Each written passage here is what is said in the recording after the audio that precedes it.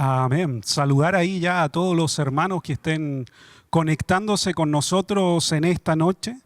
A mí me ha tocado hoy día el honor y la responsabilidad de compartir la palabra del Señor. Siempre es un honor compartir la palabra del Señor, pero también una gran responsabilidad. Porque para nosotros la palabra del Señor siempre es voz de Dios para nuestra vida, ¿sí? Siempre debe de ser la palabra, la escritura, voz de Dios para nosotros. Así que quiero darle ahí la bienvenida a todos quienes ya estén con nosotros conectándose. Quien les habla es el pastor Eduardo Herrera Bernuy. Sí, ese es mi apellido materno. Pero antes de comenzar la predicación, quiero que veamos un video cortito. Estuvimos viéndolo el día martes, pero mi predicación o lo que el Señor me ha hablado en gran parte está inspirado en este video, en esta vivencia, la verdad, y ese es el título que lleva el mensaje. ¿Por qué somos iglesia? Así que quiero que veamos este video y de ahí ya comenzamos con la predicación.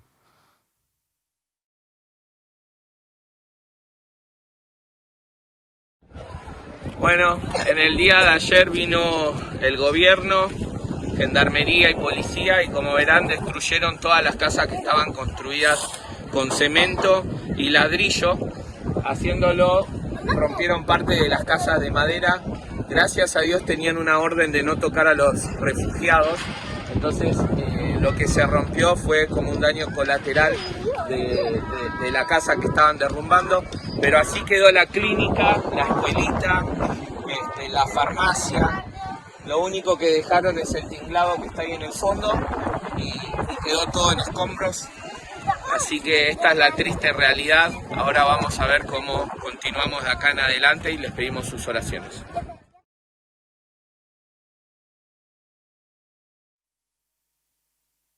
Ahí estaba ese video, lo compartimos el día martes, estuvimos orando por los misioneros ahí en África Occidental, la familia Pedroso, y lo que usted pudo observar es lo que el pastor nos pidió orar, ¿sí? Nos mandó ahí una petición a través de un audio de WhatsApp primero, después estas imágenes, de estar orando por esa realidad.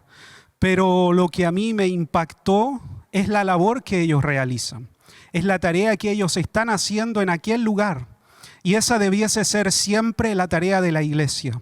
Esa debiese ser siempre el deseo de todo creyente, servir a otros, servir al Señor. Por eso el título del mensaje es ¿por qué somos iglesia? ¿Sí? ¿Por qué hacemos iglesia? ¿Por qué somos cristianos? ¿Para qué somos cristianos? ¿Cuál es el propósito con el que Dios alcanzó nuestras vidas? ¿Cuál es el propósito de hacer reuniones martes, jueves o domingo? ¿Qué propósito hay detrás de esto? Por eso el título del mensaje, ¿por qué somos iglesia? Esto está inspirado naturalmente en la Escritura, ¿sí? En el capítulo 4 del libro de Lucas, verso 18. Ahí está la escritura, Lucas capítulo 4, verso 18. Yo lo voy a leer en versión NBI. El Espíritu del Señor está sobre mí, por cuanto me ha ungido, dice, para llevar buenas nuevas a los pobres, me ha enviado a proclamar a los cautivos que serán liberados, que los ciegos serán sanados, que los oprimidos serán puestos en libertad y que ha llegado el tiempo del favor del Señor. ¿Sí? Esa es la palabra.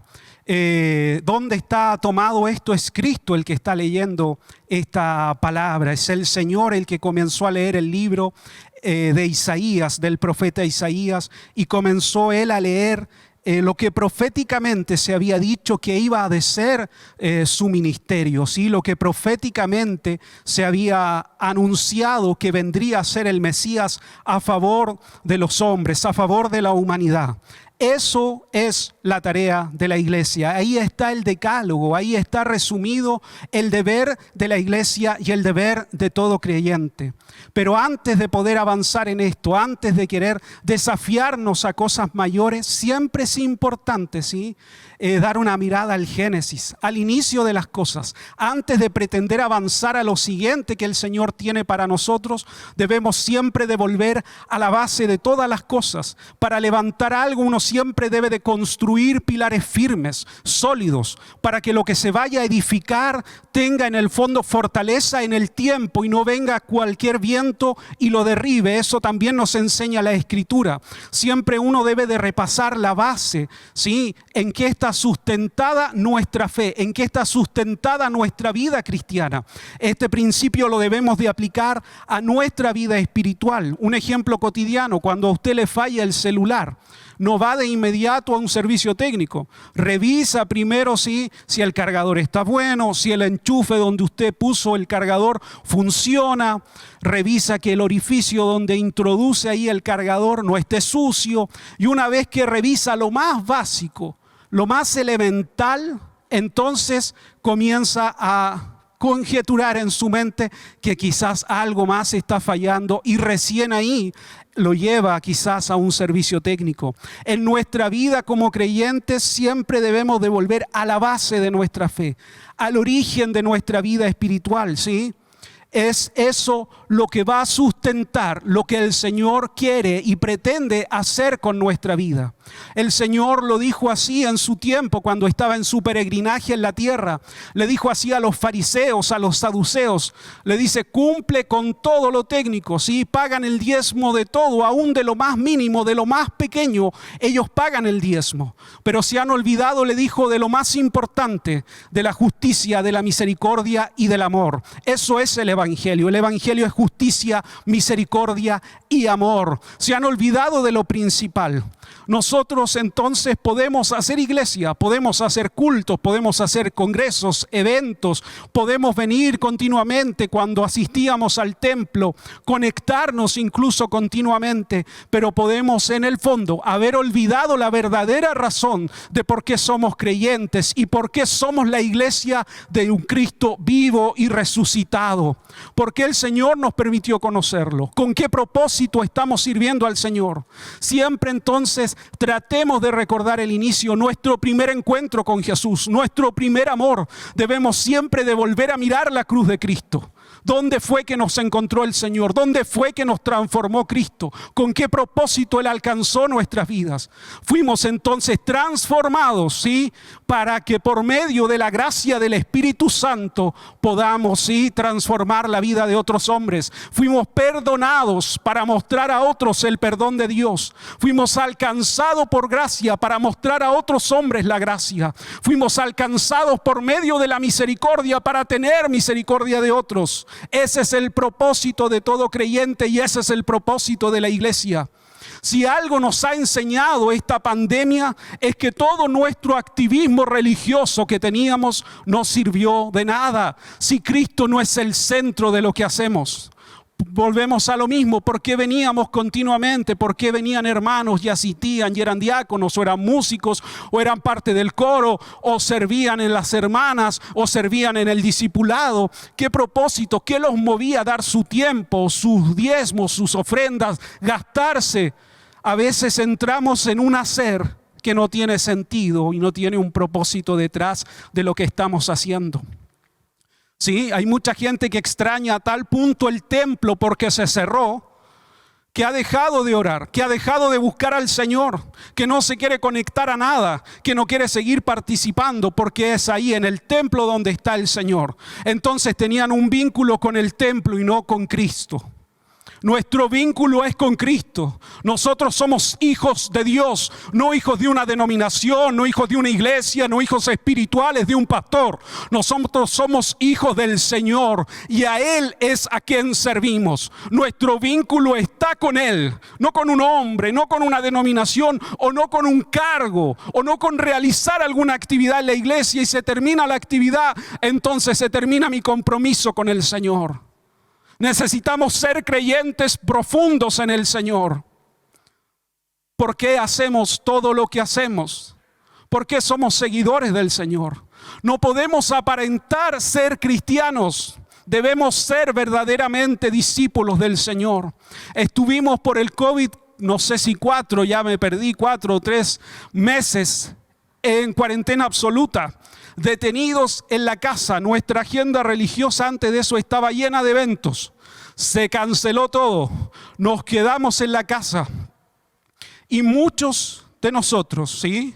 De pronto no sabíamos cómo mantener una relación viva con el Señor si no podíamos venir al templo. Esto se lo hablo desde mi propia búsqueda del Señor, no desde una superioridad moral, ni de una vivencia súper espiritual, no, desde mi propia realidad. Todo se detuvo. Se cerró el templo, pero los cielos siguen abiertos. Eso fue lo que nos predicó nuestro pastor. Los templos están cerrados, pero los cielos están abiertos. Y en esto el lenguaje es muy importante, ¿sí? Diferenciar lo que es el templo físico de lo que es la iglesia. Tú y yo somos la iglesia del Señor. Esto es el templo. Agradecemos al Señor por nuestro templo, sí. Pero si esto está cerrado, nuestra vivencia con Cristo sigue viva en nuestro corazón. La Escritura nos relata lo mismo del Señor en medio de todo ese apogeo ministerial, cuando estaba en su máxima quizás expresión, multitudes lo seguían, todo ese bullicio propio de lo que es el ministerio, ¿sí? En medio de todo eso, dice la Escritura ahí en el Evangelio de Lucas 5:16, mas él, dice, se apartaba a lugares desiertos y oraba. Hacía una pausa en medio de todo lo que estaba viviendo, en medio de todo lo que estaba haciendo, y se apartaba a estar a solas con el Señor, a estar a solas con Dios su Padre. Emmanuel, Dios con nosotros, Él se apartaba. Sus discípulos entonces no aprendieron acerca de lo que Él decía que se debía de hacer. Aprendieron viendo la conducta de su Maestro. Y era una lección que nunca iban a olvidar. Cristo es nuestro mayor ejemplo. ¿Qué necesidad tendría el Señor de apartarse? El Maestro por excelencia estaba enseñando un principio espiritual.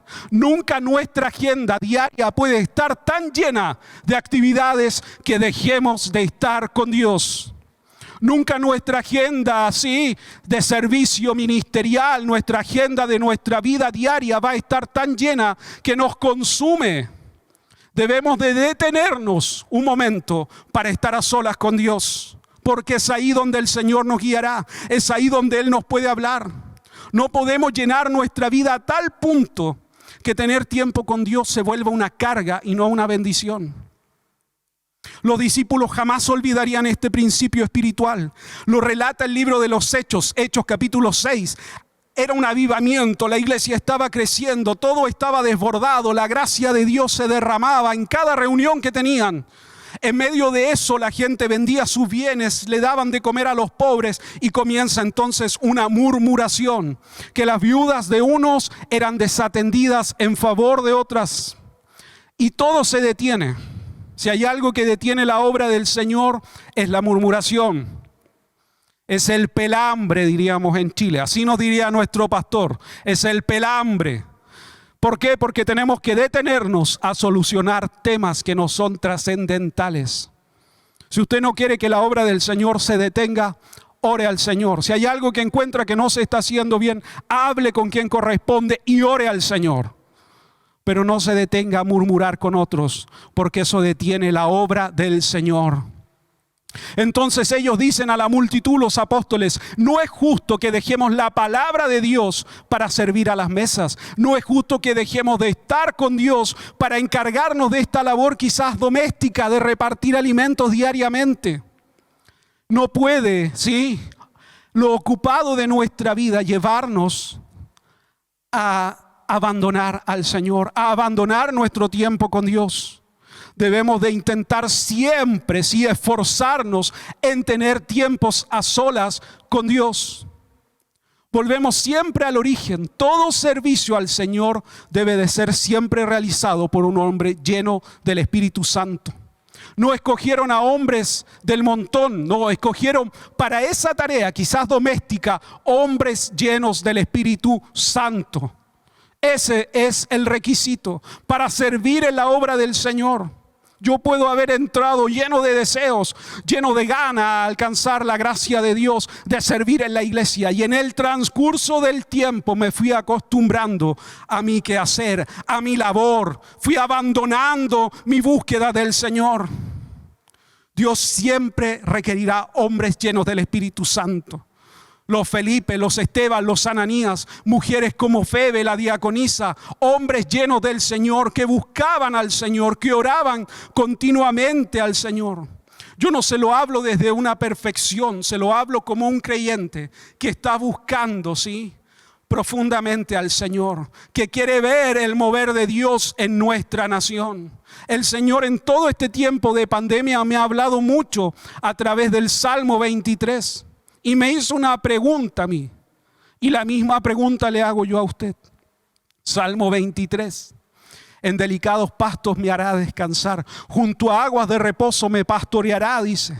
La pregunta fue: ¿cómo te guiaré a delicados pastos si no tienes tiempo para oír mi voz? ¿Cómo te daré reposo si no confías en mí? Tu primera opción frente a una dificultad no soy yo, a veces soy tu último recurso. Para poder escuchar la voz del buen pastor, ¿sí?, debemos tener tiempo con él. Mis ovejas, dice el Señor, oyen mi voz y yo los conozco y me siguen. Entonces, ¿por qué pasé el video del pastor? Porque cada cierto tiempo alguna vivencia espiritual tenemos que nos hace recordar cuál es el propósito de la iglesia. Nos hace recordar por qué servimos en su obra.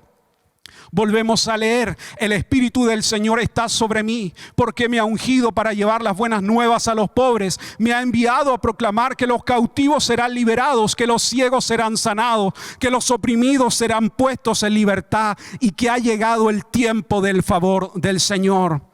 Eso es la tarea de la iglesia. Eso es la tarea que todo creyente debe procurar que se realice. Sí, esa es nuestra tarea. Eso debemos de buscar. Esto es lo que proféticamente iba de realizar Cristo. Ese sería su ministerio en la tierra. Entonces, ese debiese ser el propósito de toda iglesia. Ese debe ser el sentir de reunirnos entre nosotros. No venir a un culto como predica nuestro pastor en los miércoles retro, a bostezar, no venir a un culto por venir. Cuando se vuelva a abrir los templos, no venga solo por cumplir. Venga porque verdaderamente quiere buscar al Señor.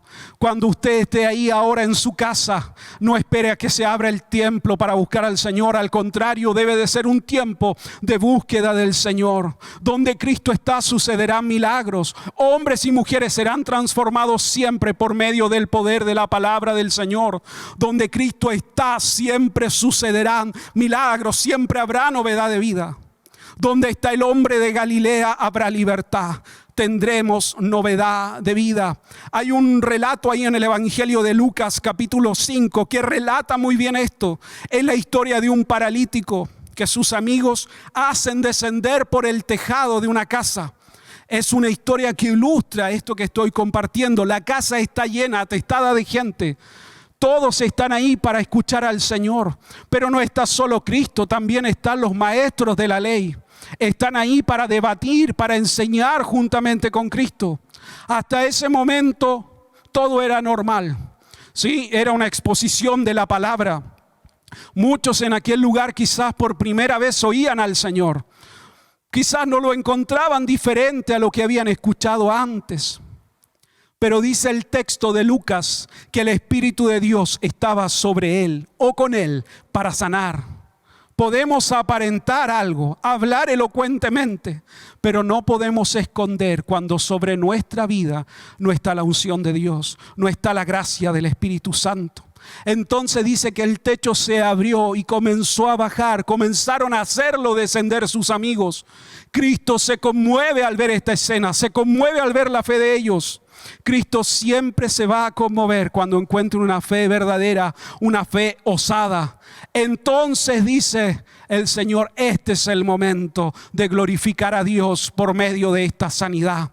Cristo está ahí y si Él está presente veremos su gloria. Si Él está presente veremos su mover. Si Él está en medio de nuestros cultos veremos la unción de Dios manifestarse. Es ahí entonces donde el Señor comienza, ¿sí? Comienza a orar y este hombre es sanado. Entonces hay una gran diferencia entre aquellos que sabían, que conocían de la Escritura, y aquel que verdaderamente estaba lleno del poder de Dios. Sí, ahí los presentes en el lugar comenzaron a hablar, a murmurar entre ellos: este no es como los fariseos, él no es como los religiosos, él habla con una autoridad distinta, él habla con una vehemencia diferente. Que se diga de nosotros lo mismo, que se diga de nosotros lo mismo, amado, amada. Cuando Él viene a mi casa, Él es Canuto, quizás lo conocen en el barrio como el evangélico, el Canuto, pero Él empieza a hablar o ella empieza a hablar y ora por mí y algo pasa en mi hogar, algo pasa en mi vida, hay algo diferente sobre Él, sobre ella. Que se diga de nosotros lo mismo, habla como alguien que tiene autoridad, habla con una convicción profunda de Dios. No es solo algo que ha conocido, verdaderamente el Señor está sobre él. Para eso es el evangelio, para dar libertad a los oprimidos, para dar de comer al necesitado, es dar las buenas nuevas de gran gozo. Basta de una religiosidad, basta de una apariencia de superioridad. Eso no es el verdadero evangelio del Señor. Que se diga de nosotros aquellos. Hoy vemos tanto en redes sociales, yo veo tanto predicador, tanta puesta en escena. De pronto se ve tanta vanidad, tanto ego. Y uno se pregunta, ¿dónde está el Señor? De pronto queremos mostrar algo que no somos, algo que en verdad no tenemos, sino que debemos de buscarlo en el Señor.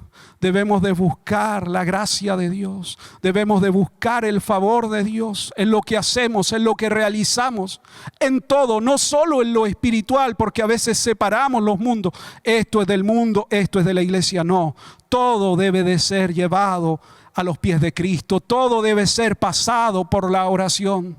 Podemos tener todo, amados, luces, cámaras, la mejor música, el mejor sonido, la mejor pantalla detrás. Pero si no está el Espíritu Santo sobre nuestras vidas, estamos vacíos. No podemos dar de beber agua de vida eterna si nuestro pozo está seco. Debemos de esforzarnos en la gracia de Dios. Eso le escribió el apóstol Pablo a Timoteo. Esfuérzate, esfuérzate, amado, amada, en buscar al Señor, en ser verdaderamente un creyente genuino. David escribió: tú, Señor, amas la verdad en lo íntimo, y en aquel lugar me has hecho entender tu sabiduría. Dios ama la verdad en lo íntimo, donde nadie nos observa. Es ahí donde debemos de buscar la integridad en nuestro carácter. Si queremos ser respuesta al mundo, debemos de amar la verdad en lo íntimo. Si el Señor nos ha restaurado, si te ha sacado de tu cárcel, de tu prisión física, espiritual, si te ha dado una nueva dignidad como hijo de Dios, es para que les des a otros, ¿sí? Testifiques a otros de este pan de vida eterna. Cuando José fue levantado y puesto en autoridad en Egipto, salió de la cárcel, fue para dar de comer a muchos. ¿Sí? Alimentar a muchos. Si Dios te ha sacado de donde tú estabas, en esa prisión espiritual, es para que des de comer a otros, es para que compartas a otros de la gracia de Dios. Ese es el propósito de la iglesia, ese es el propósito. Por eso Cristo comenzó y leyó aquel texto. Ese es el propósito de la iglesia, no debemos nunca de olvidarlo. Para eso está, para dar libertad al oprimido. Cada cierto tiempo Dios tiene que venir y recordarnos el propósito original de las cosas. ¿Sí?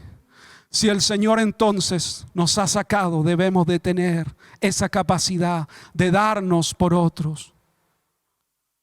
¿Cuántas veces estando en la misma casa, en la misma iglesia, muchos se han perdido? Jesús ilustró esta verdad. Dijo que una mujer tenía 10 monedas y una se le perdió estando dentro de la casa. Buscó por todo aquel lugar hasta encontrarla. Y el Señor le dijo cuando estaba enseñando: hay más gozo en los cielos por un pecador que se arrepiente que por 9 justos. Podemos estar en el templo, ¿sí? Puede usted aparentar algo, pero quizás se ha perdido de estar con el Señor. Eso es lo más importante. Nuestra relación íntima con el Señor, que nos ha separado, que nos ha distanciado del Señor, que nos ha hecho olvidar porque somos creyentes, porque hacemos iglesia. Podemos perdernos estando aún dentro del mismo templo. Mis amados, nosotros tenemos un Cristo vivo que ha resucitado. Y aunque en apariencia los templos están cerrados, aunque en apariencia la iglesia quizás muchos piensan se terminó, se detuvo, está en su hora más oscura. No, la iglesia no se ha detenido. Los cielos están abiertos. Y aunque nos den por muertos, ¿sí? Aunque nos desahucien la sociedad, Cristo es la resurrección y la vida. Y Él puede levantar, ¿sí?, algo que todos habían despreciado, algo que habían dado por muerto, y volver a darle vida. No sé cómo está ahí tu relación con Dios, pero Cristo puede resucitar todo, todo sueño, todo propósito, puede restaurar todo, porque Él es la resurrección y la vida. Él es la vida eterna. La iglesia no está muerta. Hay una frase que anda ahí en redes sociales: la única iglesia que ilumina es la que arde. Sí, la que arde en el Espíritu Santo. Esa es la única iglesia que va a iluminar al mundo. La iglesia que está ardiendo en la búsqueda de su presencia. La iglesia que está conectada con el Señor es la que va a iluminar al mundo. Esa es la iglesia que Cristo necesita. Fue eso lo que el Señor le dijo a los varones camino a Emaús. Sus ojos estaban velados, oscurecidos, no le reconocían. Él les expuso toda la escritura hasta que llegó el momento de partir el pan. ¿Sí? Habían todos dado por muerto al Señor. Habían todos dado por muerto este movimiento, esta secta para muchos que estaban haciendo. Pero solo era la antesala de la gloriosa resurrección de Cristo. Solo era la antesala de lo que vendría. Insisto en lo mismo, la iglesia no se ha detenido. Se han abierto miles de iglesias en cada hogar, en cada lugar, en cada rincón donde hay un hombre y una mujer que busca fervorosamente al Señor. Debemos, de igual como los varones camino a Emaús, forzar al Señor a quedarse con nosotros. Quédate, se hace tarde, le dijeron los varones. Reposa con nosotros. Ese debe de ser el anhelo de cada creyente. Quédate conmigo, quédate, Señor, en mi lugar. Quédate en mi hogar, quédate en mi vida. Quédate en medio de mi familia. No sigas de largo. Reposa aquí. Acá hay un lugar para ti. Acá hay un lugar, acá hay un hogar, acá hay una familia para tener comunión contigo. Esa es la invitación de que quiero hacer en esta noche. A ser un verdadero creyente, a disponernos a buscar al Señor en profundidad. Esa es la invitación que quiero hacer. Y cuando entonces tengamos esa búsqueda, ese amor celoso por Dios, vendrán muchos a oírnos, a escucharnos, porque verdaderamente dirán: ahí hay un hombre, ahí hay una mujer que de verdad habla distinto, habla diferente. Hay una gracia de Dios en aquel lugar diferente, distinta.